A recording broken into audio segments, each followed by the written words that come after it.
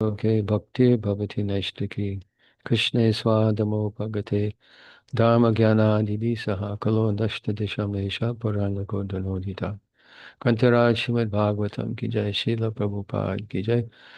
We're very fortunate to be reading from Srimad Bhagavatam, Canto 7, Chapter 9, verses 23 to 26 inclusive.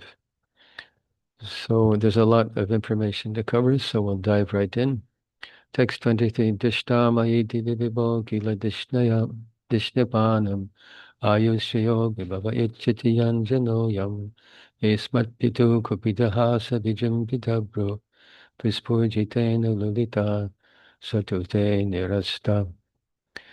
I'll dispense with the word for word. Again, we have a lot to cover. Translation. My dear Lord, people in general want to be elevated to the higher planetary systems for a long duration of life, opulence, and enjoyment. But I have seen all of these through activities of my father. Prahlad Maharaj is speaking. When my father was angry and he laughed sarcastically at the demigods, they were immediately vanquished simply by seeing the movements of his eyebrows. Yet my father, who was so powerful, has now been vanquished by you within a moment. Srila Prabhupada's purport. Srila Prabhupada ki jai. Within this material world, one should understand by practical experience the value of material opulence, longevity, and influence. We have actually experienced that even on this planet, there have been many great politicians and military commanders like Napoleon, Hitler, Subhash Chandra Bose, and Gandhi. But as soon as their lives were finished, their popularity, influence, and everything else were finished also. Prahlad Maharaj formerly gathered the same experience by seeing the activities of Hiranyakashipu, his great father. Therefore, Prahlad Maharaj did not give any importance to anything of this material world. No one can maintain his body or material achievements forever. A Vaishnava can understand that nothing within this material world, not even that which is powerful, opulent, or influential, can endure. At any time, such things may be vanquished. And who can vanquish them? The Supreme Personality of Godhead. Therefore, one should conclusively understand that no one is greater than the Supreme Person, the Supreme Great. Since the Supreme Great demands Sarva Dharman Parityaja Mam Ekam Sharanam Braja, every intelligent man must agree to this proposal. One must surrender unto the Lord to be saved from the wheel of repeated birth. Srila Prabhupada writes here, said, people in general want to be elevated, and this is the condition all over the world. It's the saddest thing, actually, from the perspective and vision of a Vaishnava, who knows that everything in this material world is temporary. It's ashashvatam, dukkhalayam ashashvatam. Everything here gives us trouble. Our own body gives us trouble. Other people give us trouble. Other living entities, the elements, our own karma, our own body and mind. There's so many things that give us trouble. But still, we want to be happy in this world. And this is the greatest illusion. We want to be elevated, to have a greater standard of material happiness. This is like, because I used to do jail preaching, this is like an inmate in jail who thinks he's really got it made if he has a little TV, a little 10-inch TV in his cell, and a little extra thick mattress to sleep on. He's thinking, I've got it made. My life is good. He hasn't the brain to think, I'm locked in jail. So in the same way, people in this world think that if I have a good bank account, people respect me, I have a nice family life, my health is good, life is good. But Prabhupada writes here, no one can maintain his body or material achievements forever. Everything is temporary.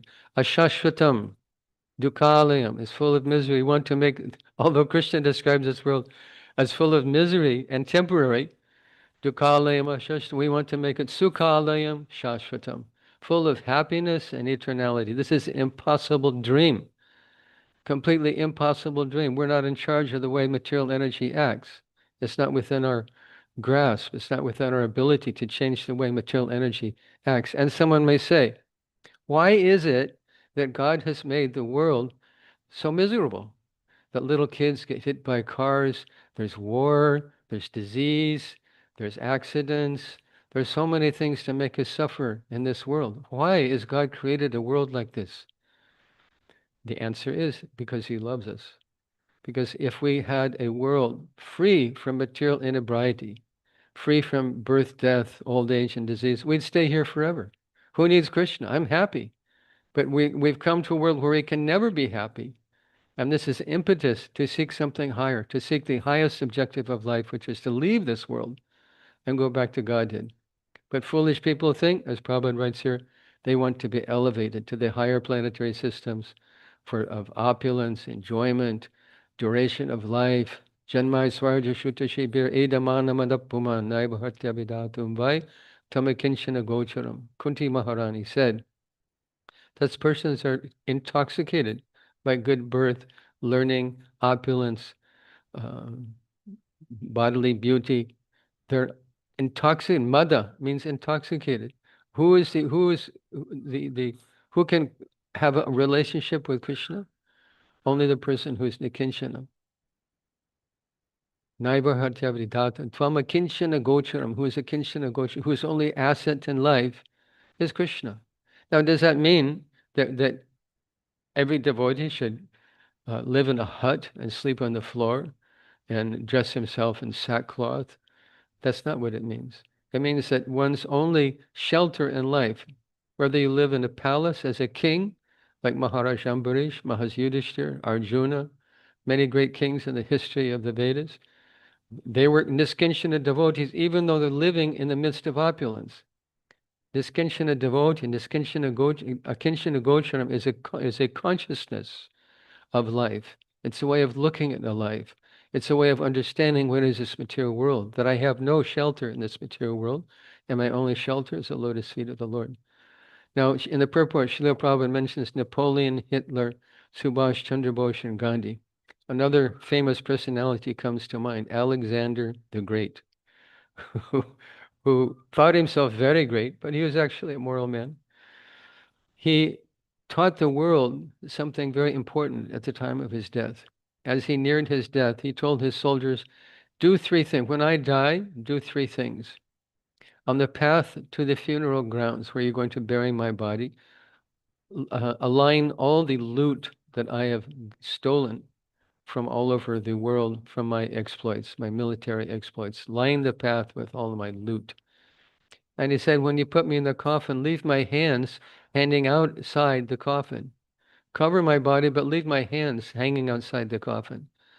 And the persons carry the coffin, they can be only the persons who ministered to my health, my doctors. Now, someone may ask, why is that? It's very instructive. The first thing, line the path with the loot that I have stolen, which shows the world, although I took all of these things as my wealth, I couldn't take anything with me. Yet it stays and I go. Everything I owned stays here and I am leaving. I can't keep anything. I can't take anything with me. Why keep my hands outside the coffin? To show that I'm leaving empty-handed. Even though I conquered, I was a conqueror all over the world. He also conquered much of India. Although I conquered all over the world, I'm leaving with nothing. I'm leaving empty-handed. And why carry his coffin by the doctors?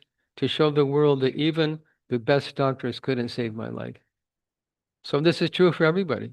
All these personalities, although they were great, Napoleon, Hitler, so all the great, so-called great people of the world, what did they leave behind? Many of them just left disaster behind. They tried to mold society in such a way that people become happy, but they left behind them disaster. Who is the one person who actually left something behind that was beneficial to the world? And that is Srila Prabhupada. All these other persons attempted social reform, communism, socialism, Marxism, Stalinism, Roosevelt's New Deal, Churchill.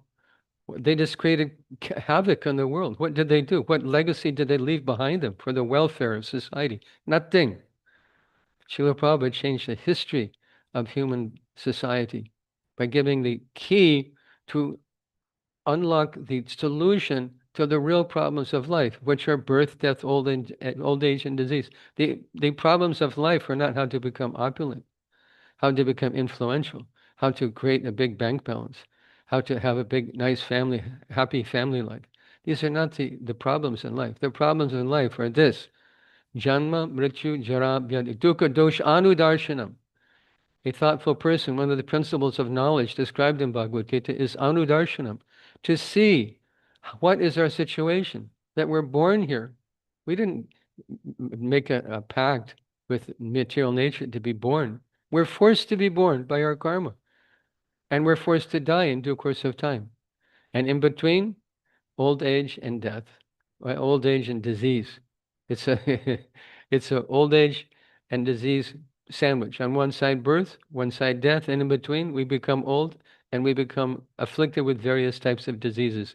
These are the problems of life, not these other material problems that everyone think they want to become elevated, to become happy in this material world. Prabhupada writes, no one can maintain his body or material achievements forever. A Vaishnava can understand that nothing within this material world, not even that which is powerful, opulent, or influential, can endure. So what do we struggle for? Why do we struggle? We should struggle to become Krishna conscious. We have to struggle for something. Life is a struggle. That is a given. Life is a struggle. But what shall we struggle? What is worth struggling for? Only the highest objective of life, which is to become Krishna conscious, to go back to God, to leave. The whole world wants to stay and try to be happy material. Life after life after life, try to be happy materially in this world. And life after life and death after death, doing the same stupid thing and getting the same stupid result. This is Einstein's definition of insanity. Who is an insane person? Who makes a proposition to solve a problem and gets a negative result. Then he applies the same proposition and gets a negative result. Over and over again, same proposition, same negative result, and that is you and I and the rest of the world. Trying to be happy in the material world and getting the same negative result of being born. And maybe not even as a human being. There's no guarantee that when we leave this world, we get the opportunity of human form of life. We may be born as an animal and lose consciousness. So this is a dangerous world. And our objective is to leave this world, not to stay here, because nothing can stay forever. Even our own body, even our beloved body, and our extended bodily activities, our family, our wealth, our home, our car, our job, our influence, our respect, all the things of this world are all finished in due course of time. And a devotee should look very carefully to understand what is our position, anudarshanam, to examine what is my life and what is the meaning of my life. What is the meaning of my life when the last breath comes? What do I have to show for myself? My degree? That won't help you. Yamaraj won't be impressed by your degree. Your bank balance? Yamaraj won't be impressed by your bank balance. Your influence, your wealth, your properties? Yamaraj will not be influenced by any of those things. The only thing that is our wealth at the time of death is our relationship with the Lord. What we have given, not what we have taken. What service have we given? What donation have we given? What service to Vaishnavas and Vaishnavis have we done? What service to the Lord? What have we given to the Lord? That is our friend. That is our only friend at the time of Neha Bikramana Shvasti, Krishna says, Pratyavayo navidyate, swabhamapyasya dharma shatrayate mhatobha. Even swabhamapyasya, even the smallest thing is our wealth at the time of death, because it guarantees we make progress in our next life towards life's ultimate goal, to leave this world chakta deham punarjanma naiti mamiti sorjana. So Prahlad Maharaj is giving here the example of his father. So powerful. By an unhappy lifting of his eyebrow, the demigods in heaven would tremble in fear. He became so powerful. But he lost everything, as everyone must lose everything, regardless of their material opulence. So this is a lesson we can learn from this verse. We can move to text 24. Tasmadamustandabritam mahamasishogya ayushayam vibhavamaindriyam avyurinchat ichhamite vilulitam uruvikramena kalatmano paneya mam nijabritya parsham. My dear Lord, now I have complete experience concerning the worldly opulence, mystic power, longevity, and other material pleasures enjoyed by all living entities, from Lord Brahma down to the ant. As powerful time, you destroy them all. Therefore, because of my experience, I do not wish to possess them. My dear Lord, I request you to place me in touch with your pure devotee and let me serve him as a sincere servant. This is a very, very important idea that Prahlad Maharaj is explaining here.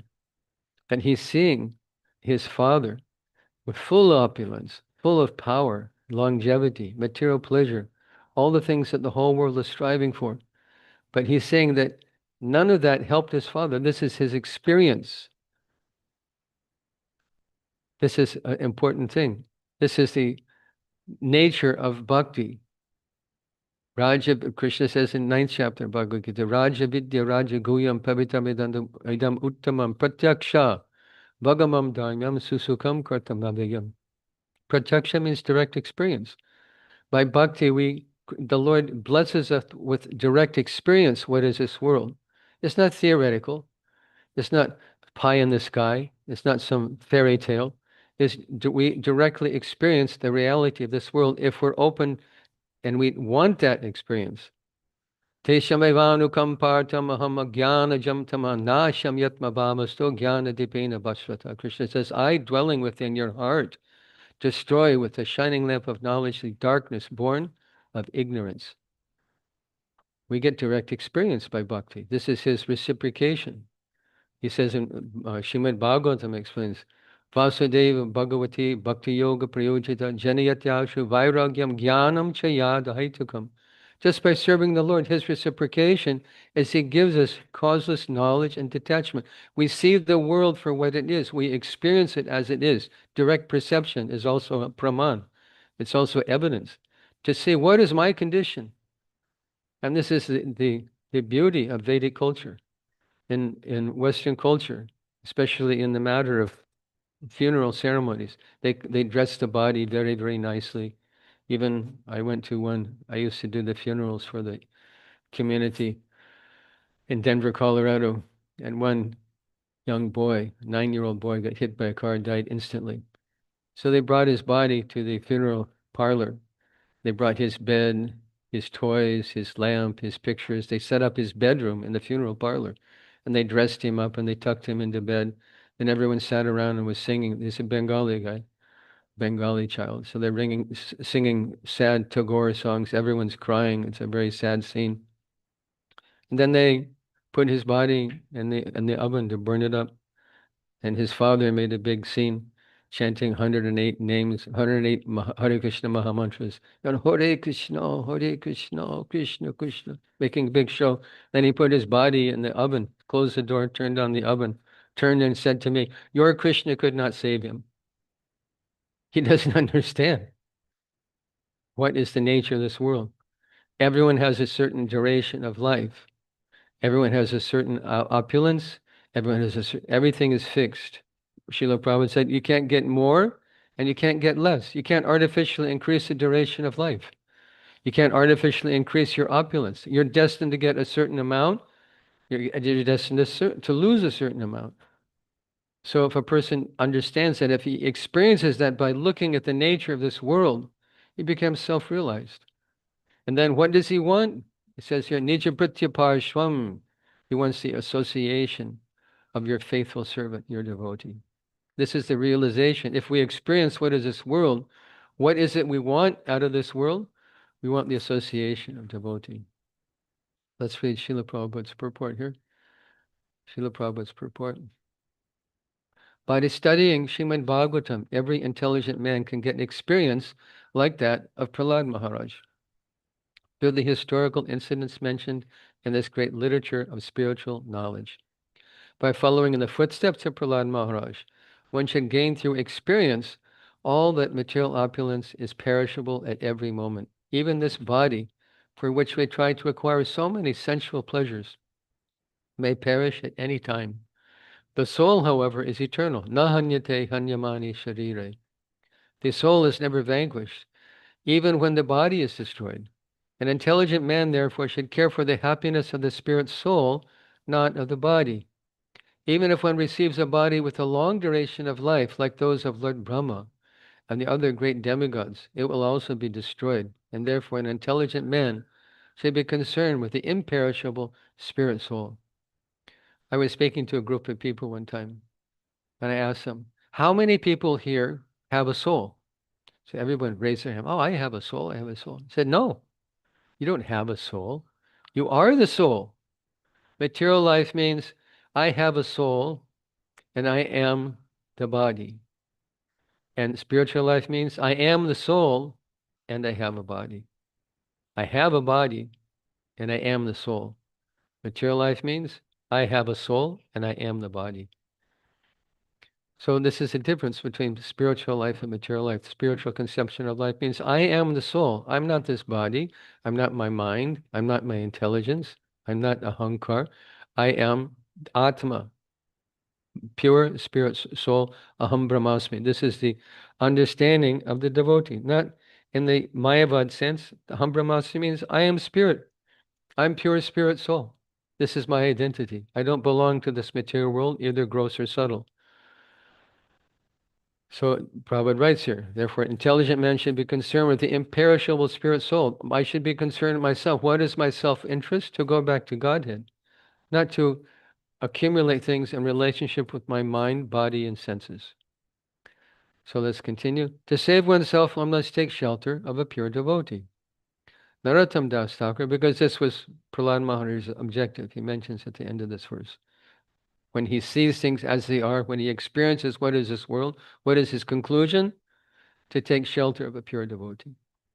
Narottam Das Thakur therefore says, Chadya Vaishnava Seva Nistara Payechakeva. If one wants to save himself from material nature's onslaught, which arise because of the material body, one must become Krishna conscious and try to fully understand Krishna, as stated in Bhagavad Gita. Janma karma chame divyam evam yoveti tattvata. One should understand Krishna in truth, and this can be done only by serving a pure devotee. Thus, Prahlad Maharaj prays that Lord Nrsingadev place him in touch with a pure devotee and servant, instead of awarding him material opulence. Every intelligent man within this material world must follow Prahlad Maharaj. Mahajano yena katasya panta. Prahlad Maharaj did not want to enjoy the estate left by his father. Rather, he wanted to become a servant of the Lord. The illusory human civilization that perpetually endeavors for happiness through material advancement is rejected by Prahlad Maharaj and those who strictly follow in his footsteps. There are different types of material opulence, known technically as bhukti, mukti, and siddhi. Bhukti refers to being situated in a very good position, like a position with the demigods and the higher planetary systems, where one can enjoy material sense gratification to the greatest extent. Mukti refers to being disgusted with material advancement and thus desiring to become one with the Supreme. Siddhi refers to executing a severe type of meditation like that of the yogis to attain 8 kinds of perfection, anima, lagima, mahima, etc. All who desire some material advancement through bhukti, mukti, or siddhi are punishable in due course of time, and they return to material activities. Prahlad Maharaj rejected them all. He simply wanted to engage as an apprentice under the guidance of a pure devotee. Krishna Bhakti Nishkama Ataveta Shanta Bhukti Mukti Siddhi Kami Sakala Ashanta. Chaitanya Charitamrita says that all these people, the bhuktis, the sense enjoyers, the liberationists, and the siddhi kamis that want material perfection to contradict the laws of material nature by yogic siddhi, all of them are unhappy. None of them can find a stage of satisfaction in life because they're always unhappy, unsatisfied, unfulfilled. But Krishna Bhakti Nishkama Ataveta Shanta. But because a devotee is nishkama, he only wants to satisfy Krishna. He's full of desire, but only desire to satisfy the Lord. Therefore, he's called nishkama. It's not that he has no desire. That's not the meaning of nishkama. He's full of desire, but not for personal, material, bodily sense gratification. His desire is to satisfy the desires of the Lord. And this is the purport of our chanting every day. O Lord, O energy of the Lord, please engage me in your transcendental loving service. So a devotee is full of desire, but only to satisfy Krishna. So this is a very important idea Prabhupada mentions here. Dharmasya, the actual verse is Dharmasya tattam nihitam guhayam mahajano yena gata sapanta. That what do you understand what is truth is not so easy because we're born in this material world. Ichadvesha samutena dvandva modhena bharata mama jnana timirandasya jnananjana shalaka. We're born ignorant. We're not born self-realized. We're born ignorant. So how to understand the truth? Can you just figure it out yourself? This is a stupid idea. But just by hit and miss, I'll understand what is truth. We need guidance from a person who understands the truth. Tad vijnanartam sagurum eva begachet. Eva begachet is the obligatory form of the verb, which means that accepting guidance from someone who is a seer of the truth is obligatory if you want to be a seer of the truth yourself. Tad vidhi pranipatena. Pariprashnena sevaya upadikshanti te jnanam jnaninas tattvadarshana. If you want to be tattvadarshi, a seer of the truth, a knower of the truth, and literally seer of the truth, seeing Krishna eye to eye and face to face, there is a process, Krishna's process, and it means pranipat, that you surrender your big fat ego and surrender to someone who knows more than you to Prakrishna Rupena Nipat, to completely surrender to one's guru. This is the first qualification. And one should offer seva, one should give service, because he's receiving the most priceless thing, transcendental knowledge that has, you can't buy knowledge. It's the most valuable thing in life, transcendental knowledge. And pariprashna, one should ask relevant inquiry. And this is the process Srila Prabhupada explains in the purport to this verse from Bhagavad Gita, that this is the process of self-realization, to surrender to one's spiritual master, to ask relevant questions, and to give service. And by that process, by approaching someone who is tattvadarshi, one also becomes tattvadarshi by the grace of the Lord. There is no other way to understand God.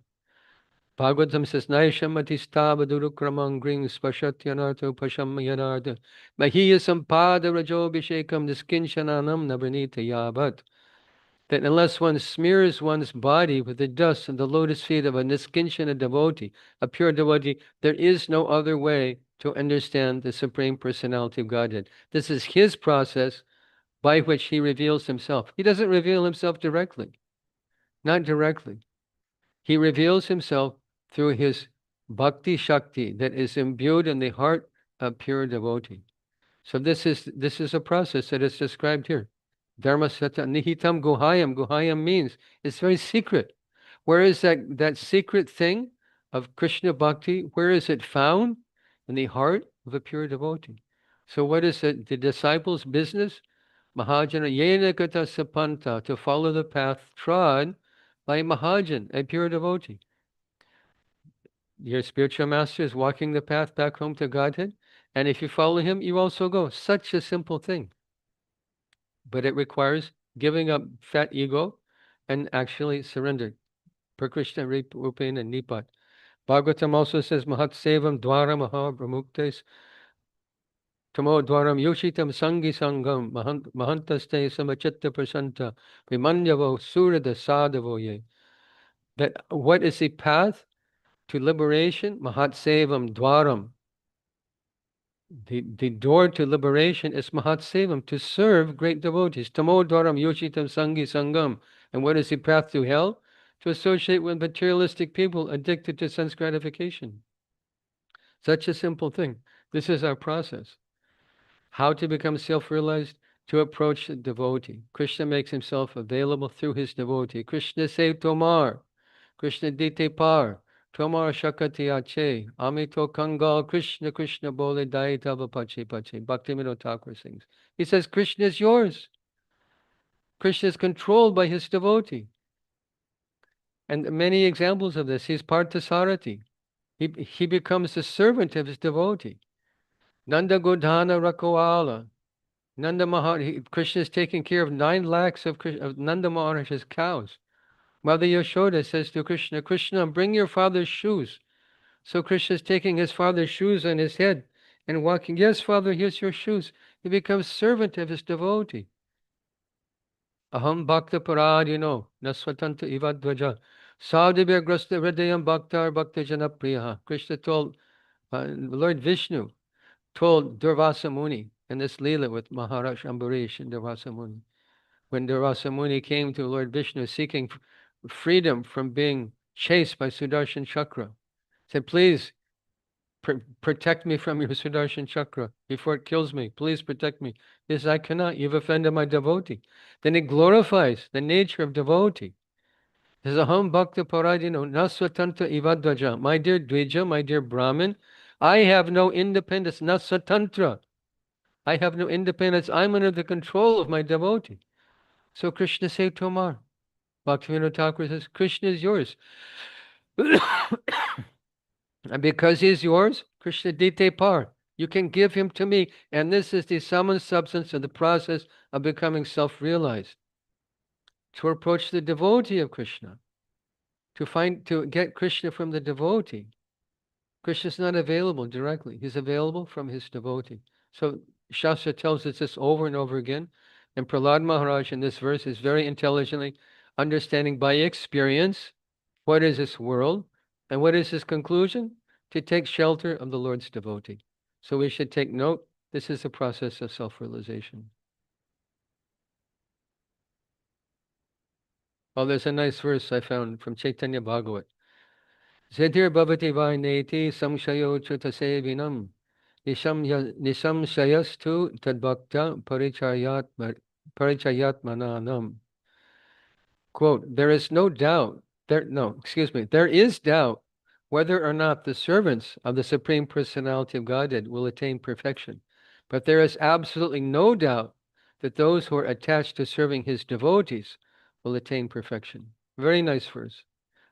There is doubt for the servants becoming perfect, but someone who is attached to serving the devotees, they will all attain perfection. It's a quote from Chaitanya Bhagavat, Antakanda 6097.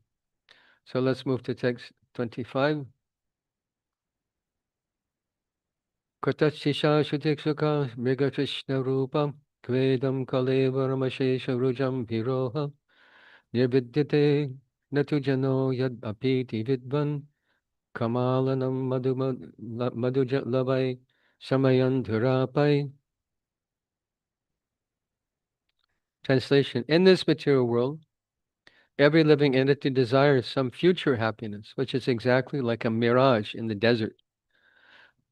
Where is water in the desert? Or in other words, where is happiness in this material world? As for this body, what is its value? It is merely a source of various diseases.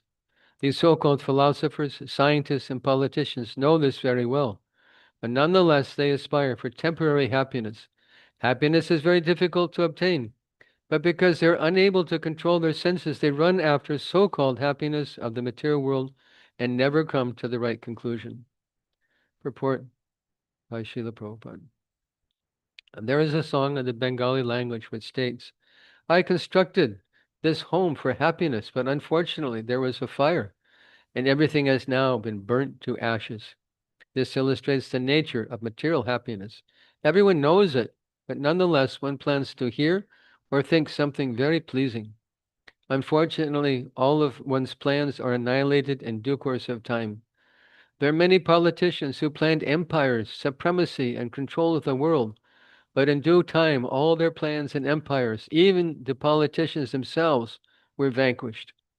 Everyone should take lessons from Prahlad Maharaj about how we are engaged in so-called temporary happiness through bodily exercises for sense enjoyment. All of us repeatedly make plans which are repeatedly frustrated. Therefore, we should stop such plan making. As one cannot stop a blazing fire by constantly pouring ghee upon it, one cannot satisfy oneself by increasing plans for sense enjoyment. The blazing fire is Bhava Mahadavagni, the forest fire of material existence. This forest fire occurs automatically, without endeavor. We want to be happy in the material world, but this will never be possible. We shall simply increase the blazing fire of desires. Our desires cannot be satisfied by illusory thoughts and plans. Rather, we have to follow the instructions of the Lord. Sarva dharman parityaja mamekam sharanam braja. Then we will be happy. Otherwise, in the name of happiness, we shall continue to suffer material conditions. So this is very interesting. The example is here. Where is there water in the desert? Or in other words, where is there happiness in this material? This is the fruitless endeavor of the conditioned soul. He's looking everywhere for happiness. But the example is like a fool who goes to the desert to look for water. Is the desert the proper place to find water? Only a fool, only a complete fool goes to the desert to look for water.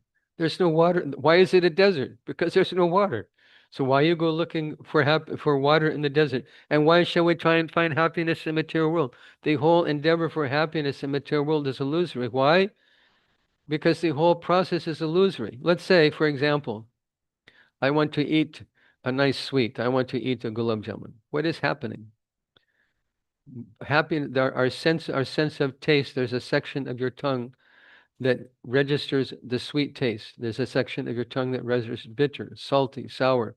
The tongue is divided into different regions of taste. So the section of your tongue that registers sweet tells your brain, "Oh, this is sweet." Your brain says, "Oh, this is very nice. I am enjoying." Who is enjoying? Asangayayam Purusha, the Atma, the soul, is completely aloof from material bodily sensation. But we think I am enjoying. Why? Due to the influence of ahankar. We have no connection with the whole system of neural synapse, the senses, the sense receptors in our tongue registering an impression in our brain. This is completely material. It has nothing to do with the self, with the Atma. We're thinking, I am enjoying. This is because we don't understand the nature of this material world. If we look at what the material world is, we'll understand what is our plight. Let's say, for example, we're looking at a watermelon. Now is watermelon season here in Mayapur, and very tasty watermelons are available. But what is a watermelon? It's a combination of material elements. There's some chlorophyll, there's some cellulose, there's some sugar, there's some starch, there's all the different things that make up a watermelon. But that's not actually watermelon, because what happens if it let it sit in the counter? Slowly it will start to turn black and the fruit flies will come and will begin to ooze some water. It'll become a big mess.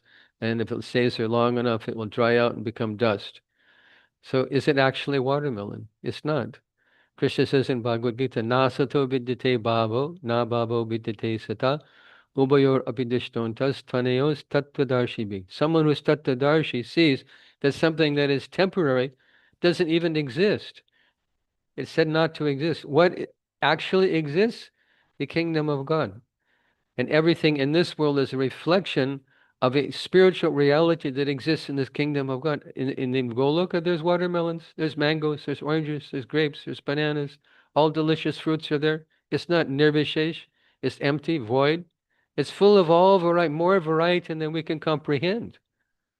And this world is only a reflection of that. Urdvamulamada ashrutam prahar abhyayam chandamsi yasya parnani yastam veda saveda vit. That there is a tree with its branches up, its roots up, and its branches down. Someone may say, where is that tree? All the trees I see have their branches up and the roots are firmly attached to the earth. So where is that tree with its roots up and its branches down? That we see in the reflection in the body of water. And the reflection, the roots are towards us and the branches are down. Everything's upside down. And it's a reflection of what? How does a reflection exist? Only because there's a reality.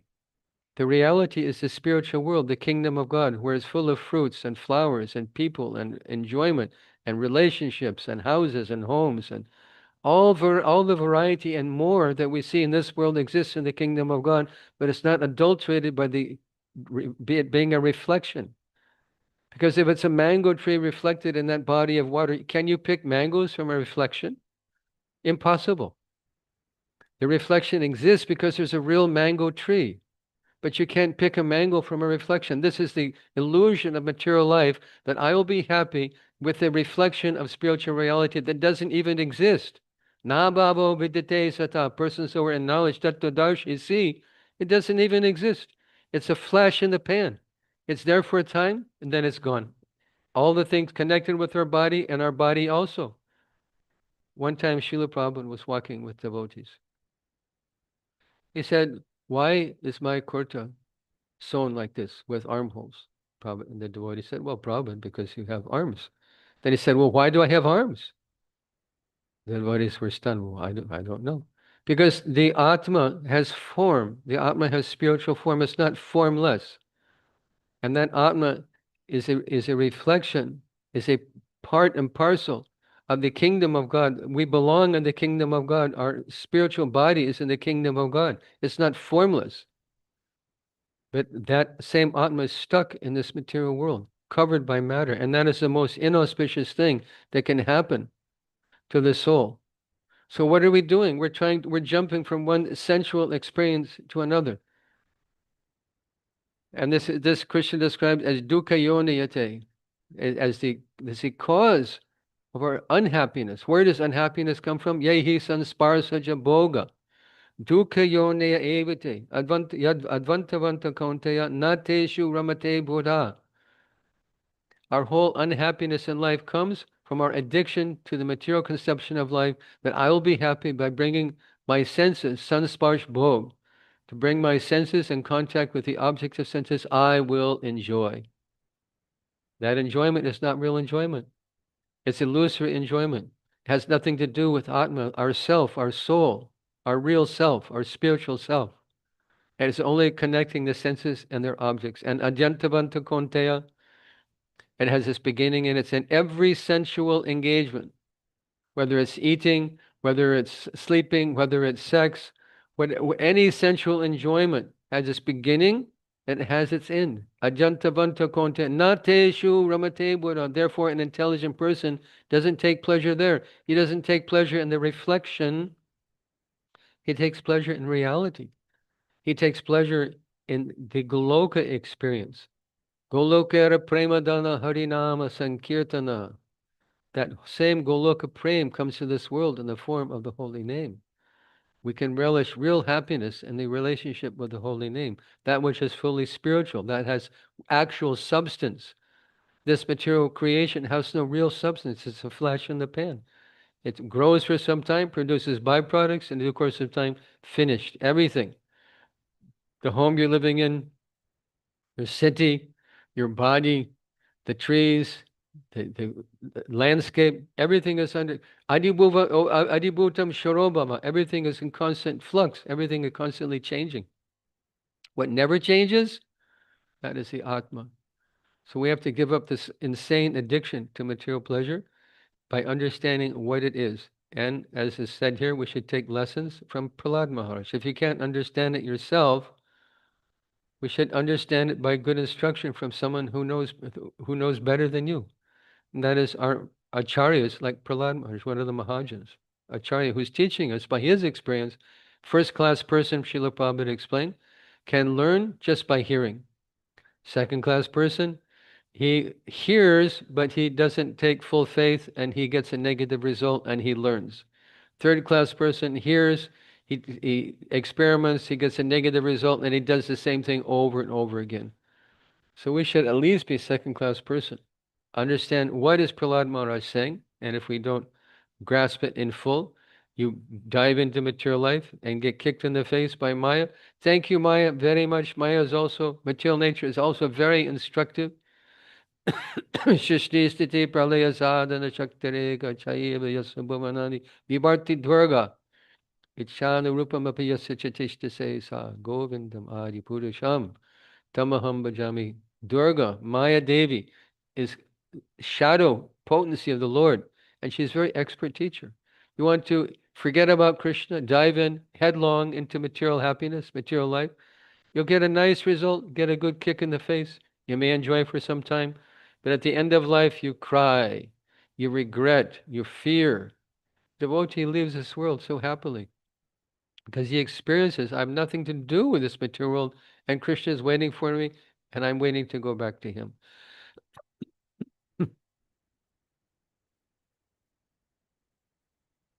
So let's move to 26. Stay on schedule. Text 26. Kaham braja prabhavava ishatamo dikesmin Jato saretara kole kvavjanan tavanukampa na brahmano na tubhavasya navai brahmaya yanmer pita shirasi padmakara prasada.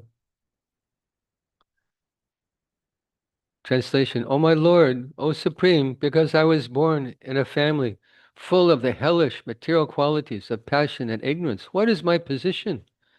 And what is to be said of your causeless mercy, which was never offered even to Lord Brahma, Lord Shiva, or the goddess of fortune, Lakshmi? You never put your lotus hand upon their heads, but you have put it upon mine. Purport. Prahlad Maharaj was surprised by the causeless mercy of the Supreme Lord, the personality of Godhead. For although Prahlad was born in a demoniac family, and although the Lord had never before placed his lotus hand on the head of Brahma, Shiva, or the goddess of fortune, his constant companion, Lord Nishingadev kindly placed his hand on his hand on the head of Prahlad. This is the meaning of causeless mercy. The causeless mercy of the Supreme Personality of Godhead may be bestowed upon anyone, regardless of his position in this material world. Everyone is eligible to worship the Supreme Lord, irrespective of his material position. This is confirmed in Bhagavad Gita. Mam chayo bhibicharina bhakti yogena sevate sagunan samatitaitam brahma bhuyaya kalpate. One who engages in full devotional service, who does not fall down in any circumstance, at once transcends the modes of material nature and thus comes to the level of Brahman. Anyone who engages in continuous devotional service to the Lord is situated in the spiritual world and has nothing to do with the material qualities, sattvagun, rajogun, and tamogun. Because Prahlad Maharaj was situated on the spiritual platform, he had nothing to do with his body, which had been born of the modes of passion and ignorance. The symptoms of the passion and ignorance are described in Srimad Bhagavatam as lust and hankering, tadarajastamo bhava kamalobhaya dayaschaye. Prahlad Maharaj, being a great devotee, thought the body born of his father to be born of passion and ignorance. But because Prahlad was fully engaged in the service of the Lord, his body did not belong to the material world. The pure Vaishnava's body is spiritualized even in this life. For example, when iron is put into a fire, it becomes red hot and is no longer iron, but fire. Similarly, these so-called material bodies of devotees who fully engage in the devotional service of the Lord, being constantly in the fire of spiritual life, have nothing to do with matter, but are spiritualized. Srila Madhvacharya remarks that the goddess of fortune, the mother of the universe, could not get mercy similar to that which was offered to Prahlad Maharaj. For although the goddess of fortune is always a constant companion of the Supreme Lord, the Lord is more inclined to his devotees. In other words, devotional service is so great that when it is offered, even by those born in low families, the Lord accepts it as being more valuable than the service offered by the goddess of fortune. Lord Brahma, King Indra, and other demigods living in the upper planetary systems are situated in a different spirit of consciousness, and therefore they are sometimes troubled by demons. But a devotee, even if situated in the lower planets, enjoys life in Krishna consciousness under any circumstances. Paratasvata karmataha. As he acts himself, as he is instructed by others, or as he performs his material activities, he enjoys life in every respect. In this regard, Madhvacharya quotes the following verses, which are mentioned in the Brahmatarka. Srila Prabhupada doesn't give a translation to that, so we'll skip that. So this is mercy of the Lord for his devotees. Lord Shiva, Lord Brahma, goddess of fortune, didn't get the blessing that Prahlad Maharaj got. And the Prabhupada quotes from Srimad Bhagavatam, Bhagavad Gita, Mam Chayo Vibhacharan. And this verse was the subject of inquiry by one of my godbrothers who asked Srila Prabhupada that this verse is saying that if I engage in full devotional service, I transcend the modes of material nature. But Srila Prabhupada, I don't feel transcendental. How is this verse applicable? Please explain it to me. So Prabhupada explained that bhakti is like a boat, and the boat keeps you out of the water. But the nature of the boat is it's unsteady because it has no firm foundation. So although the boat may go this way and that, if you stay in the boat, you cross over the ocean to the other shore. If you try and jump out of the boat, you will drown. So it's the nature of the material world. Sometimes Michar Meyer Boshik Jacha Beshe Kacha Habu Dubai Bhaktivinoda Thakur sings that sometimes we feel very fixed up in Krishna consciousness. Sometimes we may feel threatened by the modes of material nature, that Maya is going to catch us. We may become fearful. That boat of bhakti may be tossing on the waves of material modes of nature. But if we stay in the boat, we're delivered. Jeev Krishna Das E Vishwas Korle Dukho Nai. That if we admit, I'm Krishna Das, I'm a servant of Krishna, I have no other shelter in this material world, I take shelter of the boat of bhakti, and I will cross the ocean if I just stick to the process. This is Drida Vrata. You have to have that vow to be completely committed to the process of bhakti, to cross the ocean of material nature. So the boat of bhakti, our own sadhana, may waver sometimes. That's the nature of the material world. Sometimes we are chanting our japa just because we promised our guru that we do it. We're not getting any taste from chanting, but we do it. Another day we feel happy, blissful, getting taste for the holy name. This is just the ebb and flow of the modes of material nature, because we're not transcendent. But Krishna is saying here, Sagunan Samatitaitam, Brahma Boyaya, we come to Brahma Bhuta platform in due course of time. Utsahan Nischayat Dharyat, Tatat Karma Pavartana. We have to be patient. We have to be enthusiastic. We have to be convinced that this is the process to become free from the influence of modes of material nature, and examine our life also. Look at your life before you came to Krishna consciousness and look at your life now. If you've been a devotee 20, 30 years, look at your life when you've been a devotee 10 years and look at your life now. See how much progress you've made and then extrapolate. If I've come so far in this amount of time, how much farther I can come in the same amount of, if I've come this far in 20 years, where will I be in 40 years?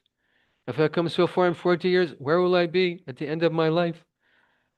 We have full opportunity in this lifetime to return home back to Godhead. It's within our grasp. But it requires this, to stay in the boat, Bhakti Yogena Sevate, to be fixed in Krishna Bhakti and not fall down in any circumstance. And if you fall, then get up. This is also nature in the material world. There is no prayashchitam. There's no atonement in bhakti other than bhakti. If you fall, get up and take up where you left off. Because there's no shelter but Krishna. Bhumaus kalita padanam, bhumareva balambanam tvayi jata paradhanam, tameva sharanam prabhu. It's a prayer devotees say in relationship to worship of the Lord and the deity form, that we pray just as a person walking on the earth and trips and falls has no shelter but the earth. Oh, my dear Lord, even though I offend you, I trip and fall, I make offenses to you, still I have no other shelter but you. So in bhakti, if we make some mistake, we get up, we continue the process of bhakti, because there's no other prayaschitam, there's no other atonement in bhakti than bhakti. So Prahlad Maharaj is getting the mercy here that wasn't ever even offered to Brahma, Shiva, or goddess of fortune, Lakshmi. This is how dear devotees are to the Lord. In that same Leela with Durvasa Muni, Lord said, Sadhavo hridayo mayam sadhunam hridayam tvaham mananyatena jananti naham tebyo managapi. He said the devotees, these sadhus, are in my heart, and I am in the heart of the devotees. The devotees don't know anything but me, and I don't know anything but devotees. So we should mark our good fortune. How fortunate we are to be engaged in devotional service. Because this process, in due course of time, will blossom in the form of Krishna Prema, love of God. It's very, very difficult just to understand God, what to speak of love Him. And that objective, that perfection is within our grasp by this wonderful process given by Sri Chaitanya Mahaprabhu. Parama Karuna Pahodi Jana, Nitai Gaura Chandra, Sabha Avatar Sara Shiromani, Kevala Ananda Kanda. Is the essence of all avatars. Because he's given this prema bhakti. He's distributing it, Krishna prema pradayati. He's the essence of all avatars. Avatar sar. The essence of all avatars, because he's giving love of God. He gave what Rama never gave, what Varaha never gave, Matsya Kurma, Nishinga. None of them gave what Mahaprabhu gave. is freely distributing love of God. How? Hare Krishna, Krishna Krishna, Hare Hare, Hare Rama, Rama Rama, Hare. Just by this chanting the holy name. Because there is no other process of self-realization in this age of Kali. Nasteva, Nasteva, Nasteva. This is the process of self-realization, and if we take to it, Krishna Prema is in our grasp, because what is the fruit of Krishna Nama? The fruit of Krishna Nama is Krishna Prema. If we take to it with all sincerity, it's within our grasp in this lifetime. And this is the amazing benefit. We become so dear to the Lord, as Prahlad was so dear to the Lord by taking shelter of the Lord, helplessly taking shelter of the Lord. If we adopt the same mood as Prahlad Maharaj, then we can expect to also become dear to the Lord. And Dhruva Maharaj was also touched on his head by the conch shell of um, Hiranyagarbha. Hiranyagarbha, I think the Lord Vishnu's name in that form is Hiranyagarbha. He was also blessed, touched by on his head, because devotee loves his devotee. The Lord loves his devotee. Manmana bhavamadvakto madhyajimam namaskura mami vashasi satyam te pratijani priyosi me. Krishna says, you're very dear to me. Why am I giving you this knowledge? Why do I send my devotees? Why do I come personally? Because you're very dear to me. Devotees are very, very dear to Krishna. So we should mark that, mark our good fortune, and take advantage of the process given to us by great devotees like Srila Prabhupada and Prahlad Maharaj, whose instructions we're reading here today. Anyone has any comment or question?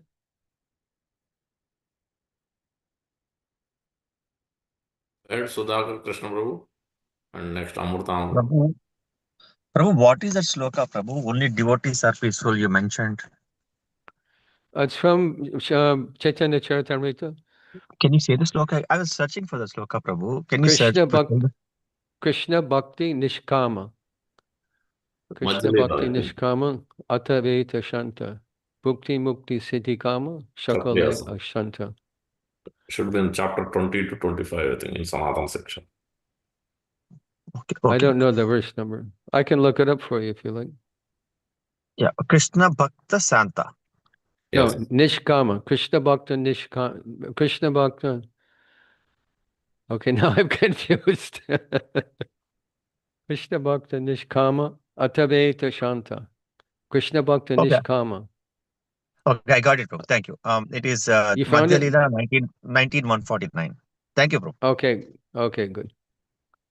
Important verse for our becoming steady in Krishna consciousness. What else is there to do?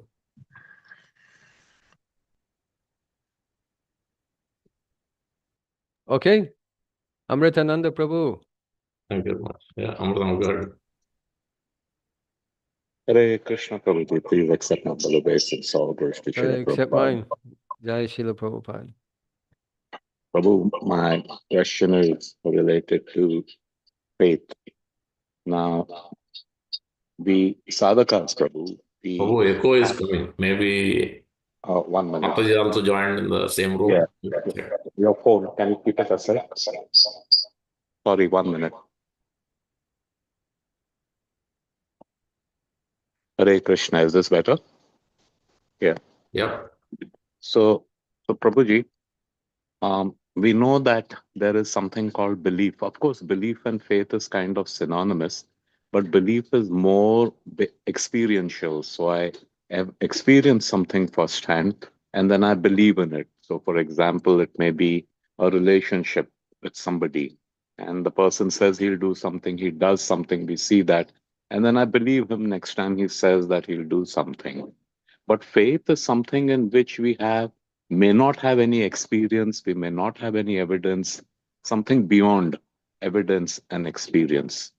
So, in a given situation, Prabhu, the conditioned mind tends to run towards the belief. And then it could be something very simple, like when we are reading Shastra or listening to lecture, there is, so for example, Hanuman leapt across the sea to go to Lanka. We don't have any experience of that, but on basis of faith, we accept it. But over a period of time, this faith it doesn't remain steady. It can also go down. it can get weakened. So, how is it that a sadhaka or anybody else who has these experientials and the tendency is to go towards the experience and evidence still maintain his or her faith and strengthen that faith, Prabhu? Because they say, okay, listen, you chant more, but chanting after all these years, still that taste is not there. You listen to all these lectures, you read, you do whatever is the process, but still that experience is not there. So, how do we maintain the faith, Prabhuji? Faith is a process. Faith is not a goal. People think that faith is just, I become faithful. It's a process. Faith is ever increasing. And the whole process of bhakti begins. Ado Shraddha begins with Shraddha, with faith. And we can say faith is the ripened fruit of our belief system. We have a belief system. For example, Girirari, Krishna lifted a mountain. A 7-year-old boy lifted a mountain.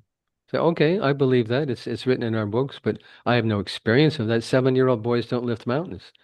They don't lift 20 kgs, what to speak of a mountain. But by tattva, by inquiry, by association, by hearing, by spiritual realization, we can understand who is that little boy? Who does he say he is? Aham sarvasya prabhava matak sarvam bhava iti matva bhajanti mam buddha bhava samanvitaha. That by buddha bhava, by realization bhava, by intellectual application, understanding who is that boy? If God can create universes, a mountain is nothing for him. So the process of having the experience of Krishna is a very high thing. Don't take it otherwise. We tend to think that, oh, okay, Hare Krishna, I know this, I know Krishna. Krishna is God, very good. He plays a flute. He wears a peacock feather, pitambara, dhoti, vajayanti, mala. This is God. But what is our experience of Krishna? Are we seeing him? Are we experiencing him in our heart?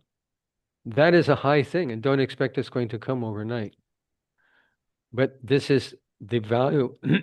This is what Krishna is talking about. I mentioned in class. Pratyakshavāgamam dharmyam susukam kartamyam. This is the perfection of religion because it gives direct experience of the self by realization. It is everlasting and joyfully performed. So sadhana is a process. It's not a light switch. Like if you walk into a dark room and you hit the light switch from darkness to light, boom, immediately, realization, light, vision, experience, I get it. Sporty, revelation, epiphany. That's not the process of bhakti. Bhakti is a process. Bhakti is like the sunrise. The sun gradually comes up from darkness. Slowly you get to see something. You see form. Then as the sun rises, form and texture rises higher, form, texture, color. You identify things. Ultimately, you see the sun itself and you see everything around you. But it takes time. It may take lifetimes.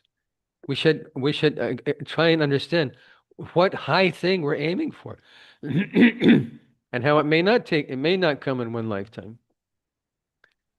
It may come in this lifetime. We may have been practicing for many lifetimes to come to this stage where we're chanting holy name. Actually, this is Shastra. Aho bata sapacho to gori and janshavagri vartane nama tubya. That we've done all of these other things that are lifetime because the holy name is on the tip of our tongue. There's there's spiritual evolution. And it doesn't come so cheaply. Oh, I've been chanting 20 years. I've been chanting 20. Where's Krishna? I haven't had sakshat darshan of Krishna yet. Come on, Krishna, I've been chanting your name 20 years. What also we should examine, what is our chanting? We should reflect on this every day, every morning when we pick up our mala. Reflect on this. What is my chanting? Am I hearing Krishna? Am I experiencing Krishna? Am I mindful, chanting Hare Krishna, remembering Krishna, or is my mind drifting from this to there? We can go on these intense mental journeys for 6-8 rounds, never even heard Krishna once. And we're asking, where is Krishna? Why am I not tasting any nectar? Because we haven't learned to apply our mind to the process. And that takes time. This is the meaning of sadhaka. Oma jnana timarandasya jnananjana shalaka. We're born in ignorance, and the process of waking up to light is a process. So we should understand that. And as we experience, belief becomes irrevocable, Dridhabrata faith, unbreakable faith. And this is the difference between different statuses of life, from Kanishta Bhakta to Madhyam Bhakta to Uttam Bhakta. Prabhupada explains the difference between them all is based on one's faith, and which is experience. Uttam Bhakta sees Krishna everywhere. Stavra Jangama Deke Na Deke Tarmurti. Wherever he looks, he doesn't see a tree, he sees Krishna. He doesn't see a human being, he sees Krishna. Not that the human being is Krishna, that the tree is Krishna, but his experience is nothing but Krishna. That's a high thing. We may not come to that stage in this lifetime. Whether we do or not, Krishna can take us back anytime. He can take us back from Kanishta stage also. There's a story of one Italian bhakta, uninitiated, had a very intense spirit. We dream every night, mostly just nonsense, reflections of impressions during the day. He had a very intense, powerful dream that Srimati Radharani is inviting me to Vrindavan. He dropped everything, quit his job, sold all his stuff, moved lock, stock, and barrel to Vrindavan. A few weeks later, he got malaria and died. He died in Vrindavan. So was Srimati Radharani calling him back to Uttar Pradesh, a particular geographical location on the map, or was she calling him back to Goloka? He was a bhakta, not initiated. How did he go? That was all that's left in his life. Krishna can take back anyone at any time he chooses. He's a transcendental, Bhaktisiddhanta Saraswati Thakur, transcendental autocrat.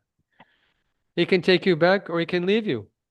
And we, na janam nasun kavitam bham mama janmani janmanishware. We're not salvationists. We don't make demands on Krishna. We faithfully follow the instructions of Guru, and in due course of time, this is Asha Bandha, hope against hope that someday I will see Krishna.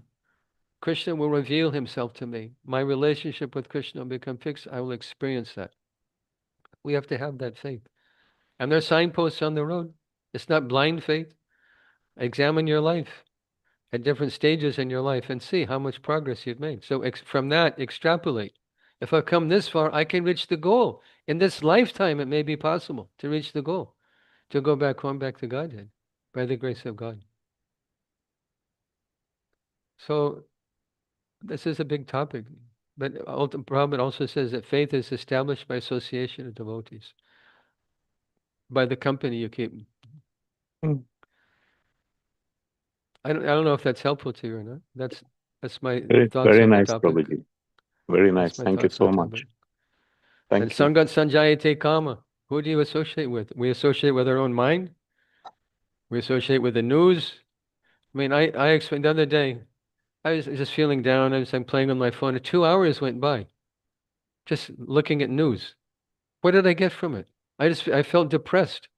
I just wasted 2 hours of my life. So we have to examine what is our commitment to the process also. How do I spend my time? Time is the most valuable thing. Ayusha shana ekopena labdya swarna koti bi. The most valuable thing. You can't buy a second with millions of gold coins, Chanakya said. How do we spend our time? We spend our time with Krishna. How committed are we? How faithful are we to the process? How intensely do we practice our sadhana? We should examine our own sadhana also.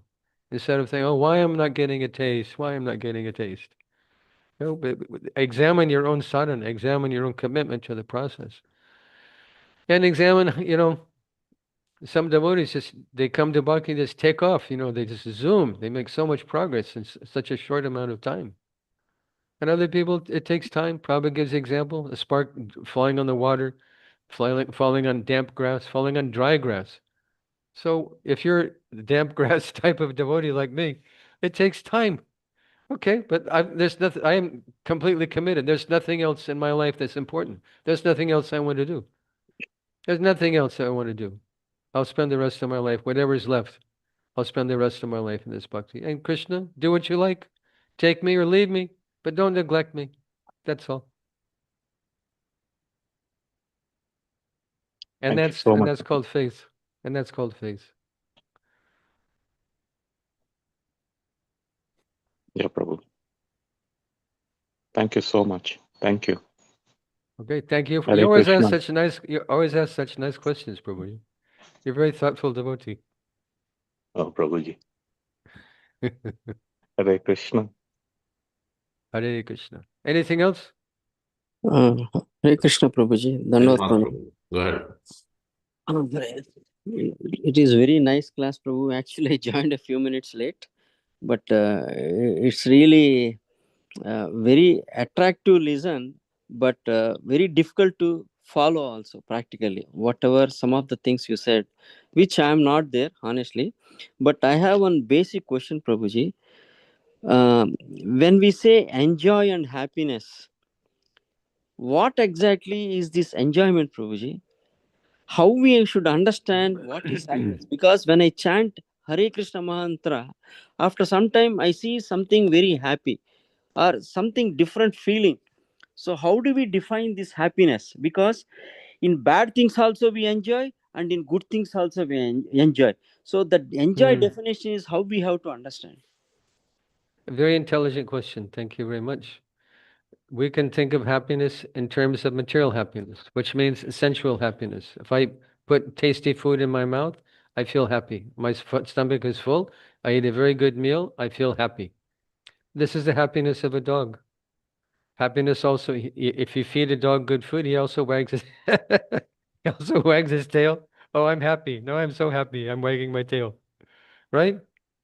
This is sansparsh bhoga, as Krishna talks about this, bringing our senses in contact with our objects. This is happiness. We feel happy when we eat good food and other sensual engagement. That's one standard of happiness, but this is material happiness. And Krishna says, dukkha yoneya evate, ultimately it will make you frustrated. Why? Because it's temporary. Let's say you like to eat gulab jamun, and you eat, and you think, I want to eat gulab jamun. You go to Govinda's, or you make gulab jamun, whatever, and you start eating, and you think, oh, this is so delicious. You're doing abhishekam for your tongue. Oh, I've gone to Swarga, such delicious taste. Oh, and you eat more. I'll eat another. 5 or 6 gulab jamuns, I can't eat more. What happened to your happiness? Where did it go? What happened to that happiness? All that's left is a lingering taste in your mouth. This is anyantavanta konteya. It has its beginning and its end. That's not real happiness. It's happiness of engaging your senses with our objects, experiencing sweet taste and delicious rich food. That's not actual happiness. Ananda is what we're after. Ananda means spiritual happiness. Happiness of the soul. When the soul, the Atma, comes in contact with Paramatma, with the Supreme Soul, with the Supreme Personality of Godhead. That is happiness that is beyond sensual happiness. It's a whole other realm of happiness, which lasts forever. Nunam pramata kurate vikarma yadindriya pritaya apranoti nasada manya yata atmanoyam asandapi kleshada ashadeha. Material happiness will give us what? Another body. Nayam atma, what's that? Nunam pramata kurate vikarma yadindriya pritaya apranoti nasada manya yata atmano nasandapi klesha. Asandapi, kleshada. It's temporary and it gives us klesha, it gives us misery. So this is different kinds of happiness. We have to find that happiness that lasts forever. Okay, Prabhu. That is spiritual happiness, is substantial happiness, not temporary. Adyantavanta konteya, that has beginning and its end. That's not substantial happiness. That is temporary happiness of the senses, registering synapse in your brain. Oh, I'm eating sweet food. Okay, that is kind of happiness. But this is a dog's happiness. There's a pig's happiness, a horse's happiness. They also enjoy sex. They enjoy good food. They sleep, they eat, they defend themselves. That's happiness, but it's temporary happiness. If you want to taste real happiness, ananda, which is different from material happiness, we have to subjugate the senses, control the senses, and bring our soul in contact with Krishna. And the easiest way to do that is, as you mentioned, the Sushi Harinam, especially Harinam Sankirtan, chanting in association with other devotees. That is real happiness. And in my life, the only time that I experience intense spiritual happiness is in Harinam Sankirtan or in this process of discussing Krishna. Vachchata madgata prana, bodhiyanta parasparam, katyantastamam katesamtamna nityam, tushyanti cha ramanti cha. Tushti ramanti. How do you get that? Talking about Krishna. This is the only time I can say I really experience spiritual happiness is discussing about Krishna and in Harinam Sankirtan. Because we come in contact directly with Krishna. Speaking Krishna's pastimes, his philosophy, his words from Bhagavad Gita, from sages' words from Bhagavatam. This is highest happiness. Tushanticha ramanticha. We become satisfied and we enjoy in the association of other devotees. Satam pasangam virya sambado bhavanti vritkana rasayana prabha. Tajdoshan ashavavarkavartmane shadharatir bhaktir anukramishite. We make progress step by step in bhakti just by hearing about Krishna and the association of devotees. That is happiness. Lasting, everlasting, ever increasing. Anandam buddhi vardhanam. Ever increasing ocean, it never increases its limit. But this ocean of Krishna bhakti is ever increasing. But we have to take up the process, that's all. Have faith in the process. That this process will give me ananda. And we get a little signpost, a little glimpse along the way to encourage us, a little glimpse of happiness, dancing and singing with devotees, hearing some nice class. We feel encouraged.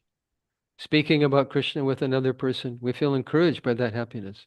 But that is ananda. It's not material happiness. It's not the happiness of the dog who brings his senses in contact with good food. The dog is chewing on a bone, he's happy. He wags his tail. A man is eating a hamburger, he feels happy. It's dog's happiness. Of course, prasadam is another thing. We feel sometimes if you eat prasadam, some special prasadam that's surcharged with Krishna bhakti, you feel blissful just by eating. Because it's Krishna prasadam. That's a different type of happiness, not regular eating process. Okay, Prabhuji, thank you for the very nice explanation. I have one more question, Prabhuji, can I ask? Go ahead. When I joined the class, actually, you were speaking that we are part and parcel of the God, or we are the part and parcel of the God's kingdom. There should be a difference, right, Prabhuji? Basically, think of a physical body. We are part and parcel means we are within the body. When we say the kingdom can be, I mean, very big one outside this body. So how we should understand when we say we are part and parcel of the Lord? Krishna says in Bhagavad Gita, Mavarvam so jiva loke jiva bhuta sanata. That we're his angsha. Angsh means a fragment. Prabhupada gives the example, many examples. He said like a drop of ocean water has all the qualities of the ocean. But the drop, we can say the drop is the ocean. No one can argue. It's irrefutable.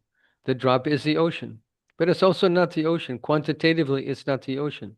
Qualitatively, the drop of ocean water is the ocean in every way. So Krishna is saying, we are angsha, jiva, bhuta, sanatan, eternally his part and parcel. Liberation doesn't mean merging with the Lord and giving up your eternal spiritual individual identity. We're his part and parcel. So that part and parcel, that angsh, has spiritual form. He has spiritual identity. And he has his place. Each of us has his place in the kingdom of God. Krishna's home, where Krishna enjoys with his devotees. We have a place in that lila with Krishna. And bhakti means to take up the process of becoming free from material identification, bodily identification, sensual, mental identification, and understanding that I am part and parcel of Krishna. This is not my home. I don't belong here. And the objective of life is to return home back to Godhead. You understand? Yes, Prabhuji. Thank you. Hare Just Krishna. in a nutshell, the whole whole philosophy in a nutshell. Yeah. Okay, Prabhuji. Thanks. Very nice explanation. Hare Krishna. Hare Krishna. So you're Angsha, part of Krishna. Yes, Prabhuji. And you believe Krishna is waiting for you, Prabhu. Then when will you come back? When will this guy come back? When's he going to be through with material life? I'm waiting for you. Jiv jago, Gora Chanda bole, Kota Nidra Jao Maya, Pishachira Kole. How long you sleep in the lap of which called Maya? How long? Mahaprabhu is asking, how long? How long? Wake up. So we have to wake up to our spiritual identity as Angsha, Jiva soul, part and parcel of Krishna. Our real home, kingdom of God, Goloka Vrindavan. Sure, Prabhuji. Thank you. Thank you for a nice question. Thank you, Krishna Namananda Prabhu, Thank you very much. for your kindly inviting me for the opportunity to speak to nice devotees. Thank you very much on this Memorial Day weekend, making your life memorable in remembrance of Prabhupada and his teachings. Yes, Very perfection of life. valuable. Yeah. Vanchakalpadarbhasya kripasindhu Kripa sindhaveva Palitanam patitanam pavanebhyo pavanebhyo Vaishnavabhyo. vaishnavyo. Nandakoti Vaishnava Jai, Prabhupada ki Jai. Okay. Nitai Gaur Premanande Prabhuji Hari teaching. Hari Bo. Prabhu Jai. Quick announcement, please join for Sunday Peace program today evening, 5:30 to 8, 5:30 to 8:30.